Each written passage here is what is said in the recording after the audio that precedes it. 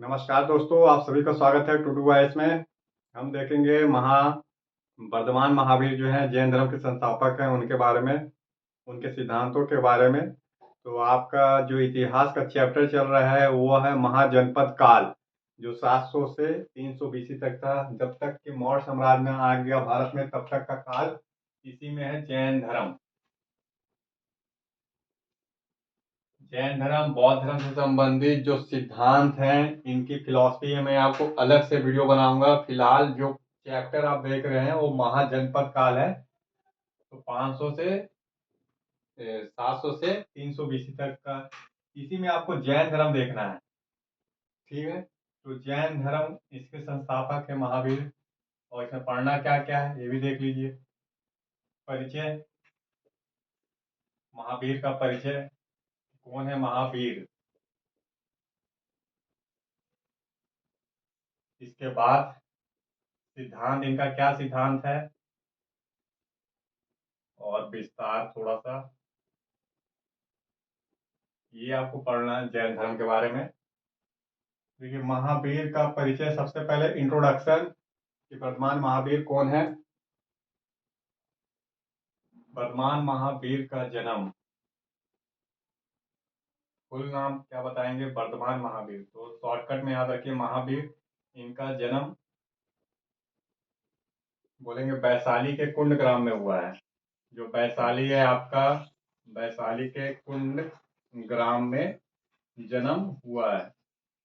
कब जन्म हुआ है, समय क्या है आपका परेड, तो बताएंगे आप। समय जो है इनका 540 बीसी ईसा पूर्व है। ठीक है, कहाँ जन्म है, वैशाली के कुंड ग्राम में जन्म है। समय टाइम पीरियड है 540 बीसी ईसा पूर्व, अर्थात समकालीन ही है।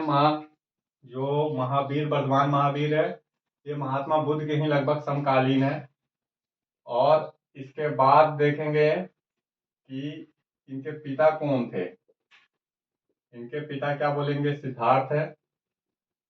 अब यहाँ ध्यान दीजिएगा थोड़ा, सिद्धार्थ, ये जो सिद्धार्थ है ये इनके पिता हैं। सिद्धार्थ इसके पिता है महावीर के, लेकिन महात्मा बुद्ध के बचपन का भी नाम सिद्धार्थ है।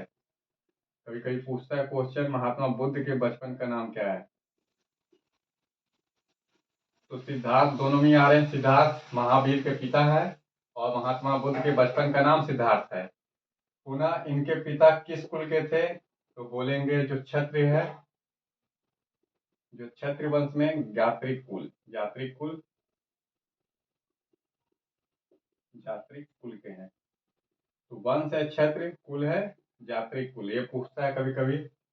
माता कौन है इनकी, माता है त्रिशला, माता का नाम है त्रिशला।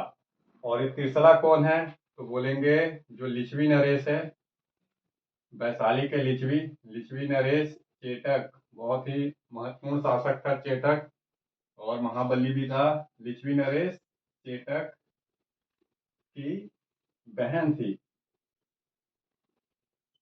अब देखिए, लिच्छवी नरेश चेटक की बहन थी त्रिशला, इनकी माता। और जो वर्धमान महावीर है वो बिंबिसार से भी संबंधित है, क्योंकि जो लिच्छवी है, तो लिच्छवी का जो चेटक है, उसकी पुत्री का विवाह किससे हुआ था, बिंबिसार से, बिंबिसार से हुआ था। तो जो लिच्छवी नरेश है चेटक, इसकी पुत्री का विवाह बिंबिसार से हुआ था। और जो बहन है उसकी विवाह, उसका विवाह किससे हुआ है, तो बोलेंगे कि इसके पिता सिद्धार्थ से, अर्थात महावीर के। तो मध्यवान महावीर जो है, महावीर क्या है, बिंबिसार से भी संबंधित है, अर्थात हर्यक वंश से भी संबंधित है। ये फैक्ट निकलता है। क्या बिंबिसार महावीर से संबंधित है, बिल्कुल है। ये इनका जीजा लगेगा बिंबिसार। और महावीर क्या है, तो हर्यक वंश से भी संबंधित है। इस तरीके से लिच्छवियों से भी संबंधित है, हर्यक वंश से संबंधित है, और जात्रिक कुल के हैं, क्षत्रिय वंश के हैं। ये है वर्धमान महावीर का एक परिचय संक्षिप्त। क्या बोलेंगे, महावीर का जन्म, लास्ट नाम याद रखिए महावीर। महावीर का जन्म वैशाली के कुंडग्राम में हुआ है। समय पीरियड क्या है, 540 बीसी है। पिता है सिद्धार्थ है, ये राजा थे क्षत्रिय वंश के। कुल था जात्रिक कुल। माता त्रिशला लिच्छवी नरेश चेटक की बहन थी, रानी थी। और महावीर क्या है, बिंबिसार से भी संबंधित है, हर एक वंश से भी संबंधित है। ये हो गया। अब यहाँ पे मैं बात कर लेता हूँ कि इनकी मृत्यु कब हुई थी। महावीर की मृत्यु है बोलेंगे जो 468 ईसा पूर्व। तो 468 ईसा वर्ष पूर्व इनकी मृत्यु हुई। इन्होंने भी गृह त्याग किया, सन्यासी जीवन जिए इन्होंने भी। क्या बोलेंगे कि गृह त्याग किया था इन्होंने, 30 वर्ष की आयु में गृह त्याग किया। और उसके बाद ये निकल गए ज्ञान की प्राप्ति के लिए, सत्य की प्राप्ति के लिए। तो सत्य की प्राप्ति, ज्ञान की प्राप्ति के लिए ये निकल गए। ये एक समान परिचय है महावीर का। अब सवाल है इसमें इनको ज्ञान ज्ञान कहाँ प्राप्त हुआ, इस दौरान क्या क्या थोड़ा सा देख लेते हैं घटना।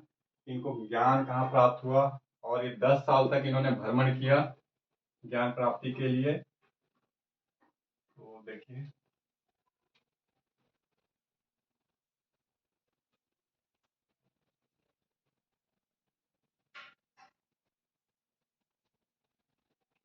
वर्धमान महावीर जब इन्होंने 30 साल की आयु में गृह त्याग किया था, इसके बाद ये जंगलों में भटक रहे थे। इस दौरान इनकी मुलाकात आजीवकों से हुई।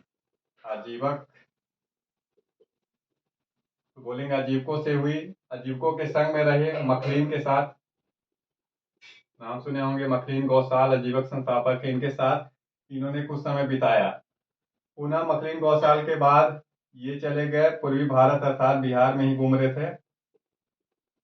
तो पूर्वी भारत साइड भ्रमण कर रहे थे। और फिर एक गांव था, क्या बोलेंगे, रिम्बिक, रिम्बिक ग्राम। ये वाला देखिए, री की मात्रा है, रिम्बिक ग्राम में ये रुक गए। और इसके बाद इन्होंने कठोर साधना स्टार्ट की इस ग्राम में। गांव का नाम है रिम्बिक ग्राम। और कठोर साधना के बाद इनको केवल ज्ञान को बोलते हैं, केवल एक फैक्ट लिखिएगा। केवल का मतलब क्या है, ज्ञान। तो केवल की प्राप्ति हुई इनको रिम्बिक ग्राम के पास। अब है इनकी मृत्यु कहाँ पे हुई थी, तो इनकी मृत्यु हुई थी राजगीर के पास है पावापुरी। तो राजगीर के पास है पावापुरी, इस पावापुरी में इनकी मृत्यु हुई थी। क्या बोलेंगे, जब 30 साल की उम्र में इन्होंने गृह त्याग किया था, ये 10 साल तक भ्रमण कर रहे थे। इनको ज्ञान की प्राप्ति हुई रिम्बिक ग्राम के पास, साल वृक्ष के नीचे। साल वृक्ष के नीचे इनको ज्ञान की प्राप्ति हुई। इस दौरान इन्होंने जो अजीवक है, अजीवकों के संग बिताए, मखलिन गौशाल के संग रहे, बहुत बड़े विद्वान खुद थे अपने आप में। पूरी भारत में इन्होंने भ्रमण करना स्टार्ट किया। रिम्बिक ग्राम के पास ये बैठ गए ज्ञान प्राप्ति के लिए साल वृक्ष के नीचे। और इनको केवल प्राप्त हुआ, अर्थात ज्ञान। तो केवल शब्द का इस्तेमाल क्या बोलेंगे, ज्ञान के लिए होता है। मृत्यु क्या है, तो बोलेंगे पावापुरी में 468 बीसी पूर्व इनकी मृत्यु हुई थी। तो ये आपका एक समान परिचय है, जैन धर्म के संस्थापक है। अब जैन धर्म का एक बार देखिए उद्गम, इसमें थोड़ा सा प्रश्न उठता है कि जैन धर्म के संस्थापक ये हैं कि वास्तविक संस्थापक हैं, किस तरीके के संस्थापक थे। जो जैन धर्म है उसका उद्गम, तो जैन धर्म, जैन धर्म का उद्गम कैसे उद्भव हुआ। क्या महावीर जैन धर्म के संस्थापक थे कि वास्तविक संस्थापक थे। देखिए, जैन धर्म, इसके संस्थापक जो हैं, इसमें बोला गया है कि जैन धर्म महावीर से पहले भी 24 तीर्थकार थे, अर्थात 23 तीर्थकर थे।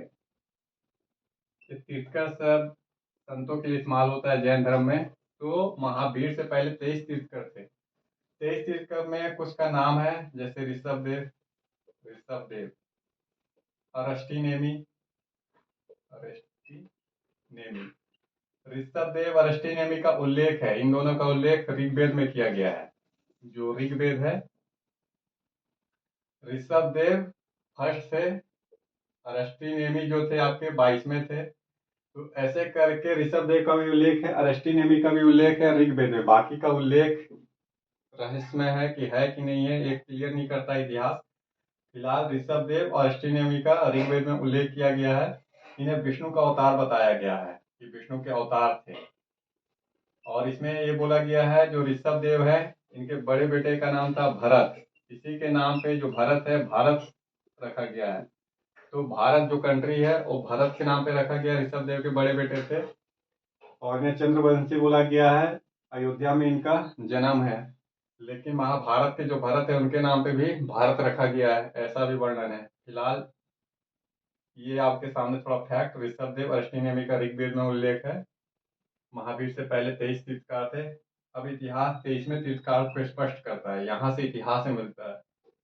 इससे पहले जो है इतिहास में स्पष्ट रूप से उल्लेखित नहीं है कि साक्ष्य के रूप में है कि नहीं है, तो उसके बारे में इतिहास नहीं बताता है। 23वें तीर्थकार के बारे में स्पष्ट करता है कि 23वें तीर्थकार जो थे उसका नाम था पार्श्वनाथ, बोलेंगे आप पार्श्वनाथ। ये तो 23वें जो तीर्थकर है पार्श्वनाथ है। महावीर से भी 250 साल पहले इनका जन्म हुआ था। महावीर का जन्म कब हुआ है? 540 में, तो उससे भी 250 साल पूर्व कर लीजिए कि जन्म है। ये जो पार्श्वनाथ है, यहाँ क्या लिख रहे हैं? 250 साल पूर्व। किसके पूर्व है? तो महावीर से भी पहले जन्म लिए हैं ये, अर्थात 80 बीसी में जन्म हुआ है इनका। पार्श्वनाथ थे कौन? बोलेंगे पार्श्वनाथ जो थे वो काशी के राजा अश्वसेन के पुत्र थे। काशी का राजा अश्वसेन, उसके पुत्र थे पार्श्वनाथ।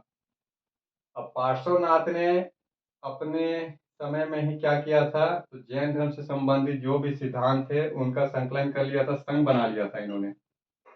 तो पार्श्वनाथ जैन धर्म के से संबंधित सिद्धांत नियम को पहले ही से बनाए हुए थे, संघ भी बना के रखा हुआ था इन्होंने। तो इस आधार पे जो वर्तमान महावीर हैं, उनके माता पिताजी पार्श्वनाथ की ही परंपरा का पालन करते थे। तो पार्श्वनाथ जो थे 23वें तीर्थकर थे। इनकी जो परंपरा थी, जो सिद्धांत थे, इस सिद्धांत का पालन महावीर के परिवार वाले करते थे। माता पिता जो थे महावीर के, वो करते थे। ठीक है। तो संगठित रूप में तो पार्श्वनाथ ने ही छोड़ा था। जो संगठित रूप है जैन धर्म का, संगठित रूप, वो पार्श्वनाथ ने तो पहले ही नींव डाल दी थी 250 साल पहले महावीर के। महावीर ने क्या किया, उसे और संगठित किया, और संगठित किया, प्रचार प्रसार किया, विस्तार किया। तो महावीर वास्तविक संस्थापक थे। बाकी संस्थापक में तो आप बोलेंगे कि ऋषभदेव ही थे। 23वें तीर्थकार से मिलता है इतिहास में हमें जानकारी पार्श्वनाथ के बारे में। तो ये आपका एक महावीर से रिलेटेड जो परिचय है कंप्लीट है आपका। अब यहाँ पे देखते हैं हम सिद्धांत कि क्या क्या सिद्धांत दिए थे महावीर। देखिए सिद्धांत के पीछे का एक बैकग्राउंड कि क्यों सिद्धांत दिए वो, क्या पहले से जो चलते आ रहा था ऋग्वैदिक काल और उत्तर वैदिक काल के समाज में या धर्म से संबंधित उस सिद्धांत को ये मानते थे, नहीं मानते थे। तो कुछ बात थी जिनको ये नकारते थे। तो वैदिक समाज या धार्मिक व्यवस्था को कहीं ना कहीं ये नकार रहे थे, या उनमें कमी जो थी उस कमी को ये क्या कर रहे थे, सही करना चाहते थे। फलस्वरूप इन्होंने अपना धर्म बनाया और सिद्धांत दिए। तो सिद्धांत के पीछे का बैकग्राउंड क्या बोलेंगे आप, कि सेम वही बोलेंगे जो महात्मा बुद्ध का था, कि पुरोहित वर्ग का विरोध। फिर है ब्राह्मणवादी जो धर्म है, ब्राह्मणवादी लोगों का जो प्रभुत्व था उसका विरोध। फिर आप क्या बोलेंगे, जातिवाद का विरोध, जाति प्रथा का विरोध, पशु बलि का विरोध, और भी जो कर्म कांड हो रहे थे उनका विरोध। अर्थात महावीर और महात्मा बुद्ध ये दोनों का जो बैकग्राउंड है, इसी पे विरोधी, मतलब इनका विरोध करने के कारण हुआ है। तो कहीं ना कहीं ये डेमोक्रेटिक को बढ़ावा देना चाहते थे, लोकतंत्र को बढ़ावा देना चाह रहे थे ये। जैसे जाति प्रथा का विरोध डेमोक्रेसी है, ब्राह्मणवादी किसी एक वर्ग का प्रभुत्व कैसे हो सकता है, समाज में सभी का प्रभुत्व होना चाहिए। तो इक्वालिटी नैतिकता की बात करते हैं और लोकतंत्र की बात करते हैं। फलस्वरूप इन्होंने संगठित रूप से एक सिद्धांत दिया। अब इनका सिद्धांत जो कहलाता है वो स्यातवाद के नाम से जानते हैं पहले। और देखिए महावर्त अणुवर्त स्यातवाद हम थोड़ा सा इनका फिलॉसफी में देखेंगे।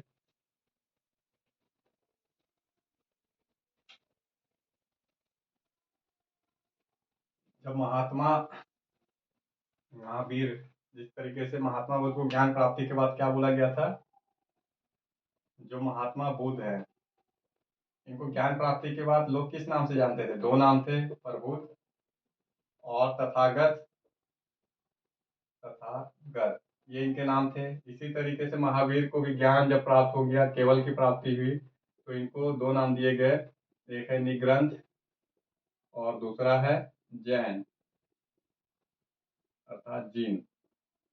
इन दोनों का मतलब क्या है? निग्रंथ किसी भी बंधन में न बंधने वाला, बंधन में न बंधने वाला, आजाद बिल्कुल। तो ये इनका नाम था निग्रंथ और जैन कहलाए। महावीर को जब ज्ञान की प्राप्ति हो गई तो इनको निग्रंथ बोला जाता था। जब भी पूछे निग्रंथ का मतलब क्या है, महावीर इनका नाम था। दूसरा नाम इनका जैन पड़ा अर्थात जीन, किसी बंधन में न बनने वाला। अब जो सिद्धांत में आते हैं सबसे पहले अणुवाद। अणुवर्त, ये अणुवर्त में दो हैं, महावर्त और अणुवर्त। ये है क्या? एक व्रत है, नियम है, इसका पालन करना होगा। जो भी जैन धर्म को एक्सेप्ट करता है उसे उसका पालन करना होगा। अणुव्रत का मतलब है नियम। महाव्रत मतलब बड़े नियम, अणु मतलब छोटे वाले नियम। तो इसके दो पोर्शन है, भाग हैं। महाव्रत बिच्छुओं के लिए है। सबसे पहले अंतर कर लीजिए कि बिच्छुओं के लिए है। महाव्रत का पालन भिक्षुक करेगा, कठोरता से पालन करने होंगे बिच्छुओं को। अणुव्रत गृहस्थी, जो घर वाले लोग हैं गृहस्थ,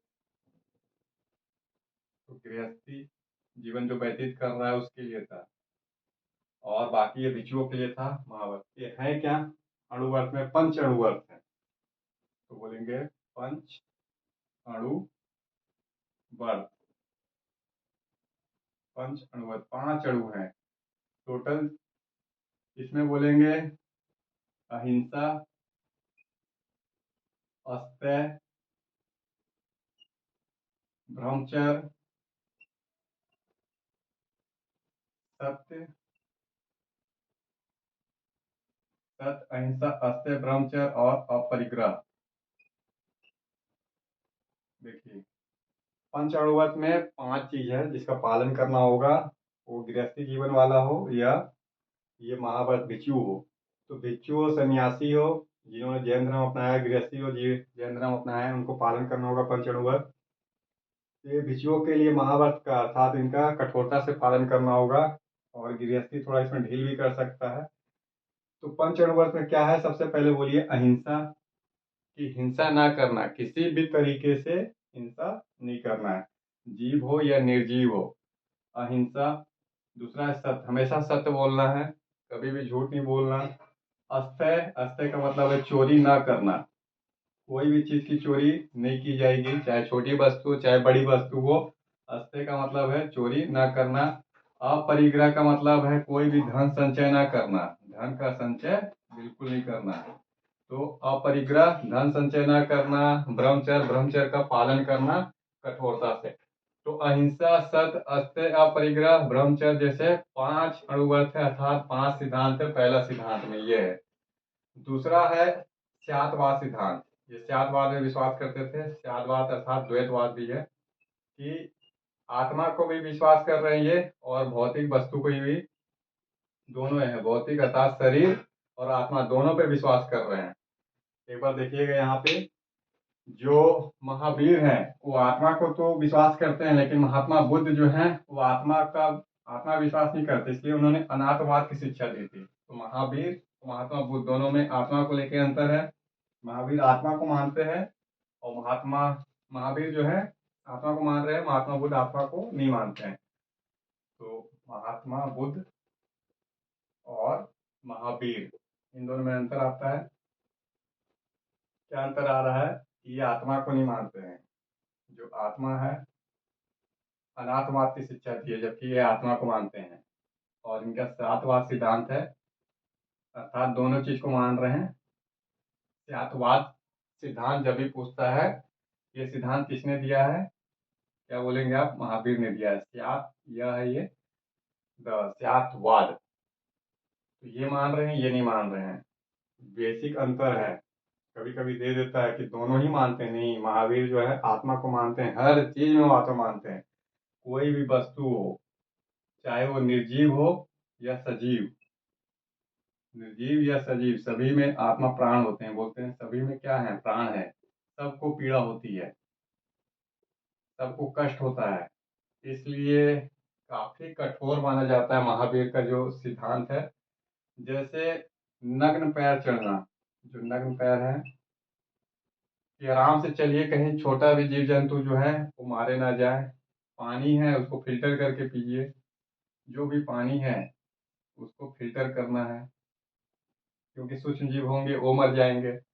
खाने पीने का पदार्थ शुद्ध खाना चाहिए, जीवित चीज को खाने से, जीवित चीज को ही खाना चाहिए, उसमें भी उसको बराबर प्रोसेस करके कि कोई बैक्टीरिया, सूक्ष्म जीव, मक्खी मच्छर इस तरीके से ना। अर्थात ये क्या है, आपके पूरी तरीके से कठोर नियमों पे आधारित है। तो इसलिए जैन धर्म का ज्यादा विस्तार नहीं हो पाया, ज्यादा फ्लोवर नहीं बन पाया, जबकि महात्मा बुद्ध के ज्यादा फ्लोवर बने। यही कारण है। इसके बाद क्या बोलेंगे आप कि महावीर का या जैन धर्म का तीन रत्न है। ये भी क्वेश्चन पूछता है, जैन धर्म के तीन रत्न। तीन रत्न दोनों में है, ये भी याद रखिएगा। इसमें बौद्ध, तीन रत्न में क्या है, बौद्ध धर्म और संघ, अर्थात बुद्ध धर्म और संघ, तीन रत्न है। किसके, बौद्ध धर्म के। और जैन धर्म के तीन रत्न क्या है, तो बोलेंगे सम्यक कर्म, सम्यक ज्ञान और सम्यक मुक्ति या मोक्ष। तो इनके तीन रत्न हैं। इसके जैन धर्म के तीन रत्न हैं, सम्यक कर्म, सम्यक ज्ञान, सम्यक मुक्ति। और महात्मा बुद्ध जो है या बौद्ध धर्म का, इनका तीन रत्न क्या है, बौद्ध धर्म और संघ। अब देखिए, सम्यक कर्म, सम्यक ज्ञान, सम्यक मोक्ष, ये कहाँ पे आपको मिलते हैं, इसके अष्टांगी मार्ग में मिलते हैं महात्मा बुद्ध के। तो महात्मा बुद्ध के अष्टांगी मार्ग का ये हिस्सा है। ठीक है। इसके बाद क्या है, आपको यहाँ पे और सिद्धांत में देखना होगा। जो महावीर का सिद्धांत है वो पुनर्जन्म और कर्म दोनों को मानते हैं। तो पुनर्जन्म और कर्म का सिद्धांत तो महात्मा बुद्ध ही मानते हैं। कर्म का सिद्धांत ये दोनों मानते हैं, कर्म का सिद्धांत, पुनर्जन्म का सिद्धांत। जो आत्मा होती है वो क्या है, ये कोई विषय वस्तु, आदमी बार बार अपने कर्म फल की प्राप्ति के लिए जन्म लेता है। तो जब तक उससे मोक्ष की प्राप्ति नहीं हो जाए तब तक उसका पुनः जन्म होते रहता है। अर्थात अपने कर्म फल के लिए बार बार जन्म लेता है, तो तब तक जन्म लेता रहेगा जब तक इसको मोक्ष की प्राप्ति नहीं हो जाती है। यही पुनर्जन्म का कंसेप्ट है। तो पुनर्जन्म और कर्म का सिद्धांत दोनों मान रहे हैं, महात्मा बुद्ध हो या महावीर हो। बाकी अंतर कहाँ आता है कि ये आत्मा को नहीं मानते और ये आत्मा को मानते हैं। पुनः दोनों ईश्वर को नहीं मानते। और बाकी आपका सेम बताएंगे कि एक बैकग्राउंड है दोनों का। अब है महावीर जो है, ये विशेष रूप से आप देखेंगे तो बिहार में इनका जन्म है और बिहार में इनकी मृत्यु है। महावीर का जन्म तो नेपाल के आज करंट में लुम्नी में है, और मृत्यु कहाँ हुई है, तो उत्तर प्रदेश में हुई है। हालांकि बिहार में भी इनका काफी जीवन व्यतीत हुआ। तो इस तरीके से स्पष्ट अंतर आप करेंगे। और बाकी जो विस्तार है, ये जैन धर्म का जो आपका बाद का पीरियड आता है उसमें मैं आपको डिटेल से बताऊंगा, इसलिए वीडियो बनेगा आपका। क्योंकि विस्तार जो है वो मौर्य काल में ही हुआ, उसके बाद धीरे धीरे अन्य जो साम्राज्य आए हैं उसमें विस्तार हुआ, क्योंकि राजा प्रशंसक थे और राजा समर्थन देता था जैन धर्म को या बौद्ध धर्म को, तो इसके बाद ही एक्सपेंशन है। तो जब साम्राज्य आएगा उसके बाद ही बताऊंगा मैं आपको। फिलहाल आप एक जो बैकग्राउंड था कि ये बताएंगे आप कि जैन धर्म के तीन रत्न ये होते हैं। जैन धर्म में आत्मा को विश्वास किया जाता है, निर्जीव या सजीव सभी में आत्मा है। इसलिए क्या है, बहुत सचेत रहना पड़ता है। जैसे नग्न पैर से चलना और पानी को फिल्टर करके पीना, किसी वस्तु को उबालने से पहले उबाल के ही खाया जाना चाहिए। क्योंकि पीड़ा कष्ट हर किसी को होता है। तो पत्थर को भी अगर मार रहे हैं तो बड़े प्यार से दुलार से मारते हैं ताकि उसमें को भी चोट ना लगे। तो महावीर जो है जैन धर्म के संस्थापक वास्तविक है, उतना विशेष ख्याति प्राप्त नहीं कर पाए पूरा वर्ल्ड में जितना की ख्याति इनको मिला, महात्मा बुद्ध को, और विस्तार हुआ। कारण बस एक ही है कि थोड़ा सा कठोर नियमों को पालन करना होता था, दृढ़ता से पालन करना था। बाकी देखेंगे आप, संघ तो वहाँ पार्श्वनाथ ने ही बना लिया था। महावीर से पहले पार्श्वनाथ ने संघ बनाया था। महात्मा बुद्ध का भी अपना संघ था। भिक्षुणी होते थे, गृहस्थी होते थे, इसमें भी भिक्षुणी गृहस्थी है। तो सिमिलरिटी मिलता है दोनों में। इस तरीके से आप पूरा क्या करेंगे, एक परिचय देखेंगे, फैक्ट देखेंगे और उसको नोट करेंगे। बस आज के लिए इतना ही है जैन धर्म में। फिर हम देखेंगे विस्तार के साथ जब इसका पीरियड आएगा। फिलहाल आपका ये चैप्टर जो है महाजनपद काल समाप्त हुआ। अब हम मिलेंगे मौर्य साम्राज्य में। इसके बाद देखेंगे कि इनका जो बच जा रहा है फिलॉसफी, जिससे क्वेश्चन आते हैं इंपॉर्टेंट, मैं आपको बताऊंगा। आज के लिए बस इतना ही।